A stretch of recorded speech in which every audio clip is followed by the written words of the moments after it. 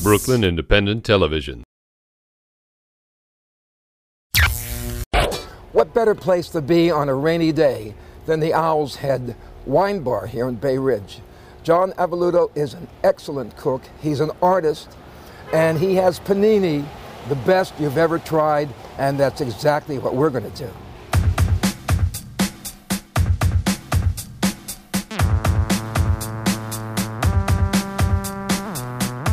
I'm John Avelluto, and we're at the Owl's Head Wine Bar in Bay Ridge, Brooklyn.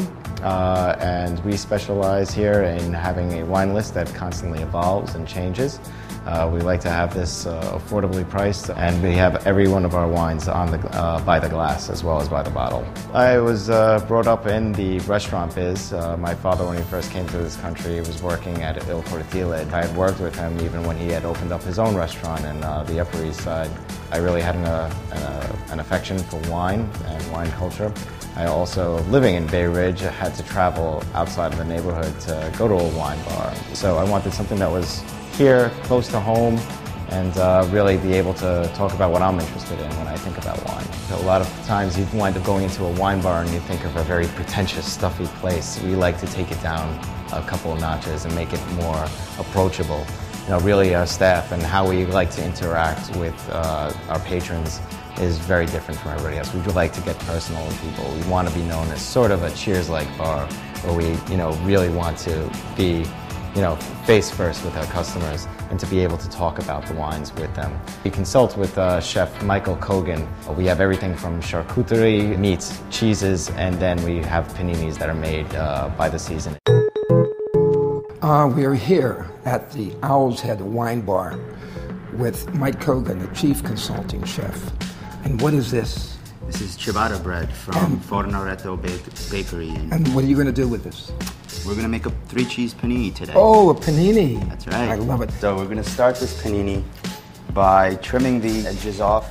And I have some truffled ricotta cheese. Truffle. So we have some truffle oil, salt, pepper, and ricotta cheese, and we just whip it all up together. Then we top it with some fontina cheese. Why do you use so many cheeses? They blend together very well. Fontina is very similar to a mozzarella. And you put nothing on it except cheese? Nothing on it but cheese. So we go a little cheese heavy. After the fontina, I finish it with some grated pecorino. Next, we lightly drizzle some olive oil on top. So this is a 375-degree panini machine. We are about to slide this sandwich back on here. And we close it up very lightly. All right, so it should be just about done. Let's just double check it. And yeah, you see how the bread isn't even coming apart? Okay. All right. There you go, Chuck. Oh, wonderful. Let me know what you think. Oh, can I mix this with it? No, okay. Mix whatever you'd like. I will try. Here's what I'm going to do. Since I'm not going to share it with anybody, we'll take this piece. Absolutely delicious. Really, really good. And here we have the San Marino Valley chocolate. It's from Madagascar, Mass Brothers. Well done. This is a perfect meal. Thank you very much. Thank you, and I love your glasses. Thank you. Cheers. I had gone for English, by the way, to get my first degree. I think at that point I made the most conscious decision to become an artist. Before then, I had always been involved in the arts. And it had always been something that was more subconscious then. And growing up where I grew up in Brooklyn, there was always some exposure when you're involved with street culture in the arts. Drawing had always been a big part of growing up for me. I always found some sort of more conventional artistic outlet in which to express myself, but never really started thinking of it as a career until after I graduated college.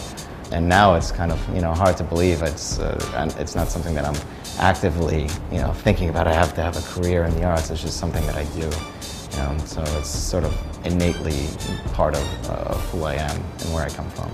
The Fifth Avenue Saw tries to take Brooklyn artists and individual Brooklyn artists and provide an outlet for them where they could exemplify the intersection and interstices of art, community, and business. And that's really it. We aim to support them. We try to promote them. So in a way, we're trying to promote the growth of them and the growth of the community at the same time. So we're going to take you on a mini tour of this year's storefront art walk, the SAW. This is David Epley. Dave works mostly with vinyl, signed vinyl, and it adheres to glass, as you see behind me. During the SAW, we try to get artists that work dynamically with the spaces, bringing the attention down here to the floor, where he's highlighted the air hose. Let's take a look at what else the Bay Ridge SAW has to offer. Hi, I'm Chris Bonnell, and this is my piece, Sometimes It's Not the Subway Rumbling. I was attracted to the Bay Ridge Art Walk because the mission is to sort of bring art to a community that otherwise doesn't usually experience gallery space. And it definitely is sort of a gray area between street art and the gallery with the window displays. And here we are at my wine bar, the Owl's Head. We're featuring the artwork of Rose Desiano, who documents people doing World War II reenactments, where she photographs them and then brings the image over to Photoshop to make it look more realistic. So I just wanted to show you guys a couple of works. This one over here is called Portrait of N. Dorfman. This is actually, believe it or not, a portrait of my friend. All the works here are created out of 100% acrylic paint. I use just acrylic paint and medium to create everything from the wood grain on the facade of this to the steel on the side. And this one is J. Hart M. I made this one for my wife. This is a pizza, and like I said, since everything's made out of acrylic, I use these things as metaphors or stand-ins for my memory and nostalgia for things. This piece of skateboard that I just completed is actually just the film of acrylic paint that are laid across the tops of the surfaces. And these are two other works that I did in the same series that are just free-form, creating paintings in more of an abstract manner. And this piece, you have more of those objects that I just left around the studio that I was just playing around with and found a space for them to create more of an abstract composition and configuration. Thank you very much, guys, for coming out to my studio in Bay Ridge. The Owl's Head comes from the park in the neighborhood. Bay Ridge as a community, I went to high school here. I love being down here. It's great to be part of the community and see so many friends that I've had growing up around the neighborhood. We've gotten funding for the SAW via the Fifth Avenue bid. Everybody has been supportive, from the local politicians to the people. It's been great. Watch this and other Brooklyn Independent Television episodes online at breakartsmedia.org/BIT.